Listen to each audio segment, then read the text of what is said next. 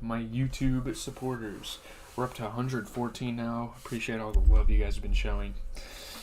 We're only going to grow from here. We have a lot of music to listen to in the next month, so hopefully I'll find my target audience eventually. But,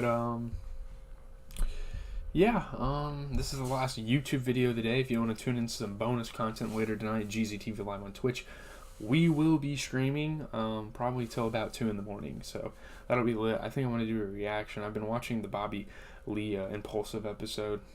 I'm not going to watch that on stream unless we have like time left to do it.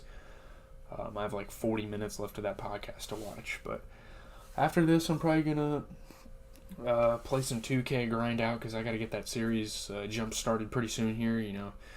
Got to get Joel Embiid's starter card tonight.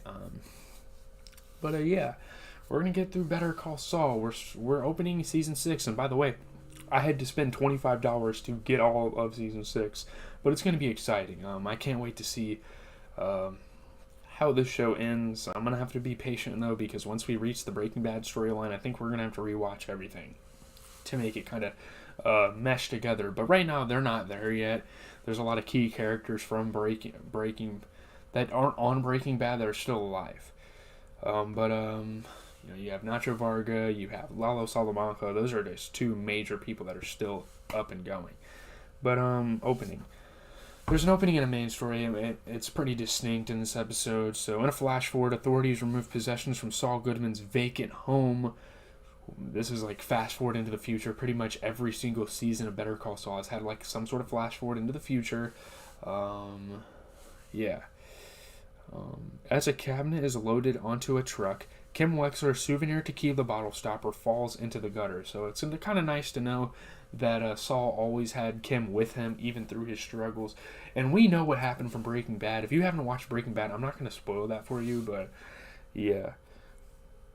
I kind of want to go back to watching Dexter after I'm done with Better Call Saul, but I don't know. I kind of want to rewatch Breaking Bad and get really far into that. But let's get to the main story. After Nacho Varga flees Lalo Salamanca's compound, Tyrus Kit calls Nacho and directs him to a hotel to lay away for the night so he's not getting constantly attacked, because they knew that he was at this compound, and now that he's gone and he's not dead, they know that he fled, so they're going to be on his ass. He's pretty much a wanted man. Lalo arrives at the home of his tenants, Sylvia and Mateo, kills them, then moves Mateo's body to his house to be identified as his. Lalo's insane. He's starting to become kind of like the Gus Fring of this series. Now, Gus Fring is still in this series, but let's be real. I think Lalo's got better quality screen time. He's done a lot more than Gus has. I mean, you watch Breaking Bad and Gus does all sorts of amazing things. But here, I think Lalo takes the spotlight as the villain.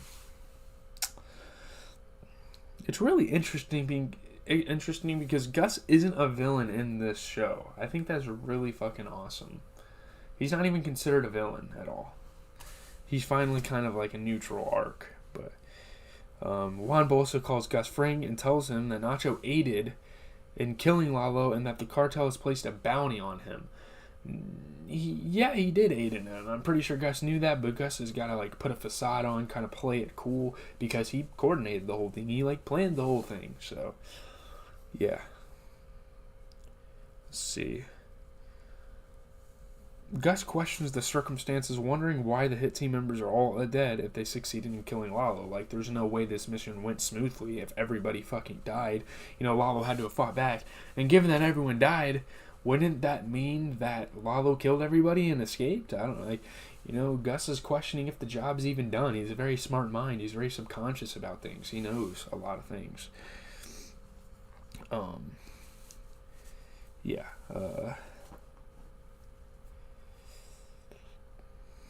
Nacho reaches the motel room where he finds a gun, cash, and a new cell phone. Because I don't want people bugging the cell phone, anything like that. He calls Tyrus, who tells him to hide until it is safe to move. There will be a nice little frame of time where he can actually get something done. Nacho attempts to call Mike Ehrmantraut, who declines to answer. He's babysitting his granddaughter Kaylee. He wants to be on the down low. He doesn't want his family to know about this job. The prosecutor and detective handling Lalo's murder case report that the defendant's name, Jorge de Guzman, address, and the family from his bail hearing are fake, and question whether Jimmy is complicit, whether he's being moral about things. Is he lying to give his client a better chance? Well, did he lie to give him a chance because he's already out free? But, I mean, isn't that kind of their fault for not picking up on that? Shouldn't you know, like, damn near everything about every citizen? I mean, obviously, Jimmy just pulling another one of his cons, faking a name. He kind of got dragged into this, though, so I'm not going to blame Jimmy. I'm going to give him the benefit of the doubt. Jimmy threatens to file misconduct complaints and mistakenly refers to Lalo by his real name.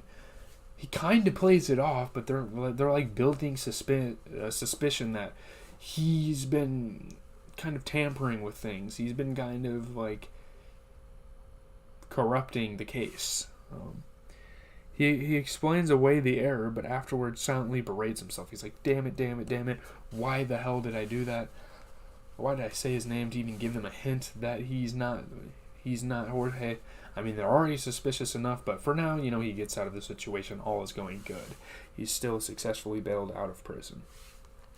Kim suggests that if Jimmy intends to practice law as Saul Goodman, upgrades to his home, car, and office are in order. So she's like starting to encourage this.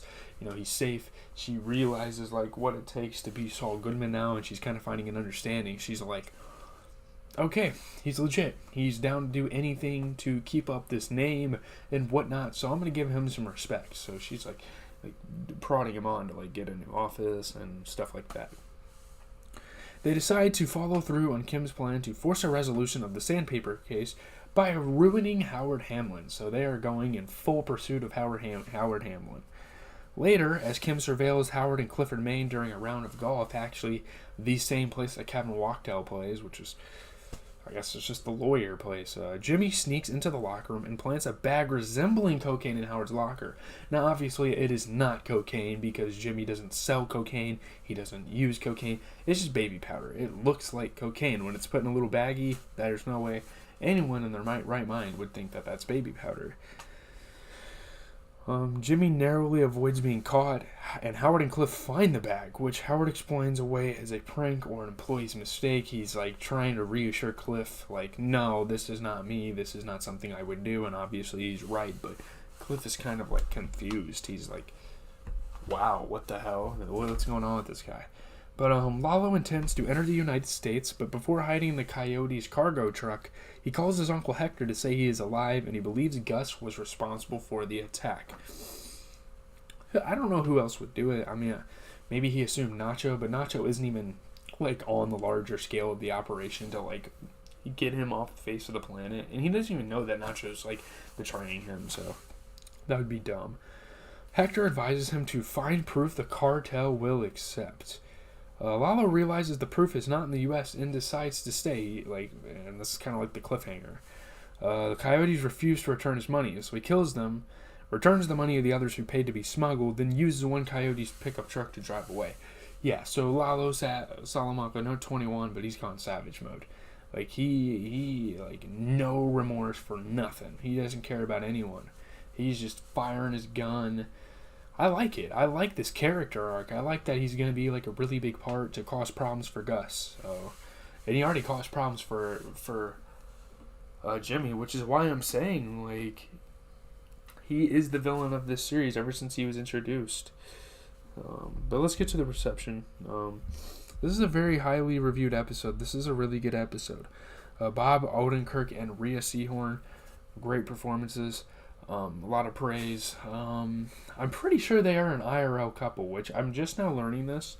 I just now learned this like the other day.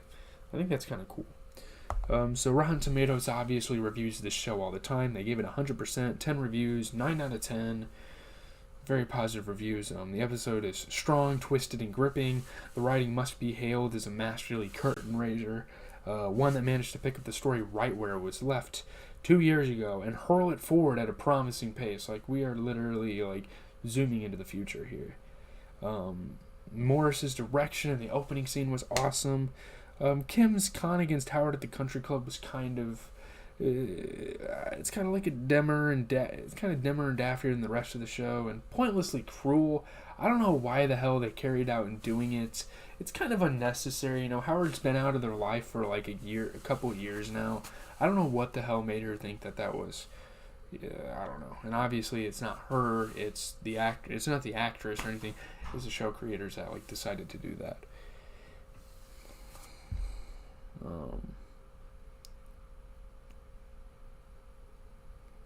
The AV Club. Let's see. These people were reviewing Carrot and Stick together, so they gave Carrot and Stick an A and this an A, so that gives me something to look forward to, I suppose. Gold screenplay, the performances of the cast were great. Rhea Seehorn as Kim, Michael Mando as Lodge, Nacho did great. The first 2 episodes were astonishingly short on false moves so far. Ed Beckley Jr.'s acting as Clifford Maine and the symbolism in Kim throwing away the world's second best lawyer coffee mug was great. It's kind of like a poetic bookend of sorts. Odenkirk and Seehorn lead a fantastic cast who all continue to bring nuance to their characters. Even when they embark upon some inhumane life choices, they all make balancing a story about morality, corruption, revenge, and love with an overriding side mystery of what happens to a lawyer who wears terrible suits look easy. This is like one of the longest Better Call Saul's reviews I've had, but this came out very recently, so obviously a lot of hype built up for it. It's a good episode. I think season 6 is going in the right direction, and people are saying it kind of finished off perfectly. I'm looking forward to that. I will be watching that episode tomorrow. I watched Walking Dead today and Fright Night, so look out for those videos tomorrow. I'm out, guys. Thank you guys for all the support.